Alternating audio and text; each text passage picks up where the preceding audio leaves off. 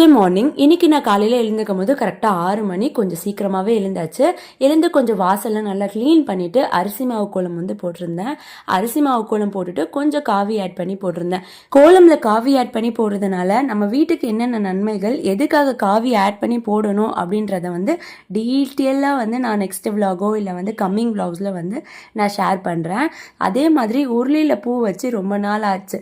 எனக்கு என்னமோ இன்னைக்கு வச்சே ஆகணும்னு தோணுச்சு. அதனால் வந்து கரெக்டாக கொஞ்சம் பூ இருந்தனால அதெல்லாம் செட் பண்ணி வச்சாச்சு. கடகடன்னு இந்த ஒர்க் எல்லாம் முடிச்சுட்டு வீடியோ கொஞ்சம் பெருக்கி தொடச்சிட்டு ஹஸ்பண்டுக்கு லஞ்ச் பாக்ஸ் வந்து பேக் பண்ணுறதுக்காக போயாச்சு.